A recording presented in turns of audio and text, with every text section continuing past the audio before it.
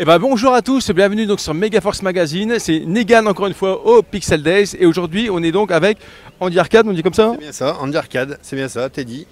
Bah, enchanté. Alors donc pour ceux qui ne te connaissent pas, qui es-tu, qu'est-ce que tu fais là dans le milieu des jeux vidéo on va dire? Alors moi je suis du coup Teddy, président de l'association Andy Arcade. Je favorise l'accès du jeu vidéo aux personnes en situation de handicap. Et donc on va modifier des manettes, créer des supports pour rendre le jeu plus accessible. D'accord.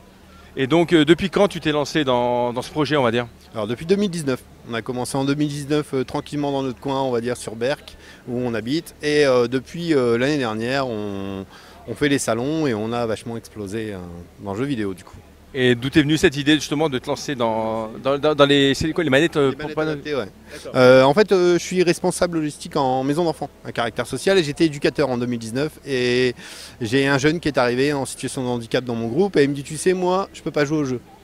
Donc en discutant avec, je dis pourquoi. Il me dit, bah regarde, je peux pas utiliser tous les boutons de la manette. Je dis, j'étais bricoleur, donc je lui dis, écoute, demain je reviens qu'une manette. Et c'est parti de là, j'ai fait sa première manette et il me dit, ben je suis pas tout seul.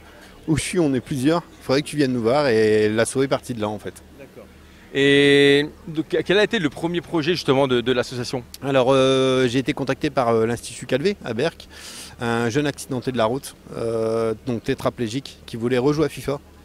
Et donc on lui a créé une manette à la bouche, entièrement. Donc il rejoue à FIFA juste avec la bouche. Et après, donc, c'était quoi? C'est des projets qui ont été, comment dire ça, t'as été rémunéré? C'était comment? T'as eu des aides? Comment ça se passe, je veux dire? Alors du coup, quand on a une manette, on fait un devis, mais le devis on l'envoie un peu, on fait comme une cagnotte. On envoie à ceux qui nous suivent, pas mal de monde, et on arrive intégralement souvent à se la faire financer. D'accord. Voilà, et on l'offre du coup à la personne. Et donc maintenant, dans ton association, vous êtes combien à peu près? Alors on était 2, maintenant on est 12. On est 12, ouais, ce qui fait du monde. Et on est énormément demandé, donc ça nous permet d'être à plusieurs endroits en même temps en fait et pouvoir faire jouer tout le monde. Et quand tu vois justement, parce que là on voit le système, on voit que beaucoup de constructeurs font actuellement des choses quasiment similaires, on voit Xbox, on voit PlayStation, qu'est-ce qui te différencie ou est-ce que tu penses que toi tu es beaucoup plus impliqué dans les problèmes même on va dire des personnes? Alors par exemple Microsoft on crée donc l'adaptative controller. Moi je vais créer surtout tous les périphériques qui viennent s'adapter autour parce que Microsoft ne vend pas le périphérique. Ils vendent juste la manette. Nous on va venir faire ce qu'il faut pour venir se brancher dessus, un joystick ou autre. Mais après nous ce qui nous différencie c'est qu'on va faire de la manette vraiment adaptée. On va prendre une manette qui existe déjà et on va juste modifier cette manette pour la rendre accessible. Et donc eux c'est plutôt une manette généraliste, on va dire, avec toi c'est vraiment spécifique on va dire pour les personnes. Ah, nous on fait à chaque personne, chaque handicap est différent donc on fait vraiment à la personne. On fait une manette sur mesure. D'accord. Et c'est des, enfin, je sais pas comment ça se passe. C'est des manettes qui coûtent combien, on va dire, ou bien c'est, je sais pas, c'est des donations. Ça se passe comment, je veux dire? Alors, on a des donations, donc on demande aussi. On a fait des points de collecte un peu partout et on récupère donc des manettes usagées ou des manettes neuves que les gens vont nous offrir. Ou sinon, on achète, grâce aux dons qu'on reçoit de l'association, on achète des manettes en magasin neuves, manettes Xbox, et après qu'on va démonter intégralement et qu'on va tout modifier.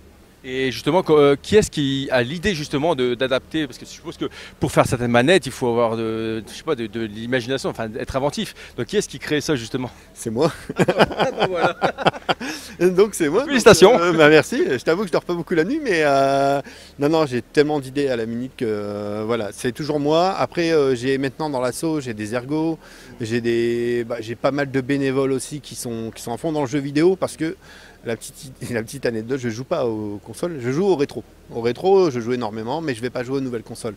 Donc j'ai des geeks dans l'assaut, je leur demande tel jeu, quelle touche faut utiliser, comment, voilà.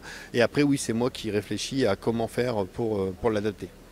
Et là, comment tu vois justement l'évolution de ce marché-là? Parce que c'est vrai qu'on voit beaucoup maintenant, on voit les manettes qui ont évolué avec le temps, on voit maintenant il y a la réalité virtuelle. Toi, au niveau de ces manettes-là, comment tu vois leur évolution, on va dire? Est-ce que c'est du sans fil? Est-ce qu'il y a d'autres choses justement?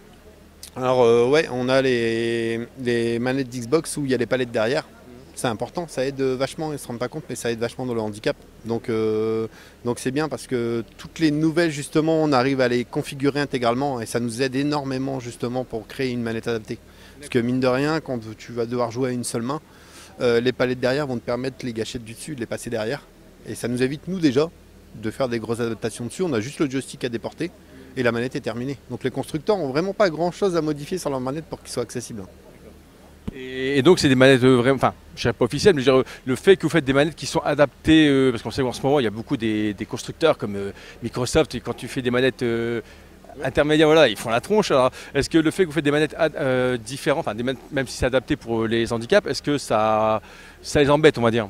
Ah non, du tout, du tout. On a Microsoft qui nous aide beaucoup, Microsoft Xbox qui nous aide beaucoup, l'association, et qui nous ont envoyé du matos, qui nous contactent à chaque fois. Non, non, ils savent très bien, ils savent sur quoi on travaille, on leur dit à chaque fois, il n'y a pas de problème. Et même maintenant, depuis la PGW, on a Nintendo.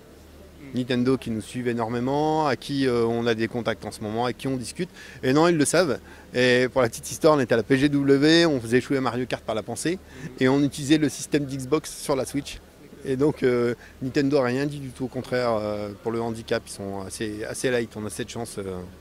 Ouais. C'est plus important, voilà. Ouais, c'est clair, ils sont pas trop embêtants là-dessus. Et justement, parce qu'on s'était croisés au Paris Games Week, est-ce que tu as eu des retours positifs justement par rapport à ce moment-là, on va dire? Ah oui, oui, bah on a eu du coup un investisseur italien qui est venu nous voir, avec lequel du coup on a créé notre start-up. La start-up va nous permettre, donc il nous a permis, puisqu'elle est déjà ouverte, d'ouvrir la boutique et de maintenant de travailler surtout sur le contrôle par la pensée qu'on avait commencé et qui fonctionne. Mais il nous fallait du budget pour pouvoir continuer à travailler là-dessus. On a aussi la marque Emotive, donc le casque électroencéphalogramme qu'on utilisait à PGW. On a eu la marque qui nous a contacté justement, avec qui on travaille. On est sur leur site référencé et avec qui actuellement on travaille. Ils nous ont envoyé un nouveau casque, on va pouvoir travailler dessus justement. Et justement, parce que j'imagine, enfin, faire ce genre de manette par la pensée, c'est quand même assez spécifique. Je veux dire, il faut vraiment des connaissances, parce que c'est vrai que le cerveau est quand même quelque chose d'assez compliqué, on va dire. Le cerveau est très compliqué, et en fait, tout bêtement, je suis un jeune voilà, qui a une maladie dégénérative, et au bout d'un moment, on ne pourra plus du tout jouer. Et l'idée, je me suis dit comment on peut faire pour travailler avec le cerveau. Et en regardant sur les réseaux sociaux, j'ai découvert le docteur Cosmina, qui travaille pour le cerveau ordinateur en fait, et avec qui je me suis dit tiens, je lui envoie un message, on verra bien si elle me répond. Et en fait, elle travaille au MIT, elle m'a répondu. On a fait quelques visions ensemble, elle m'a expliqué comment fonctionnait le cerveau, et de là je suis parti à faire mon logiciel, et ça a fonctionné du premier coup. On a eu cette chance, c'est que du premier coup carrément. Ah, franchement on a fait le logiciel, c'était peut-être 2 semaines avant la PGW, et j'avais fait qu'une touche.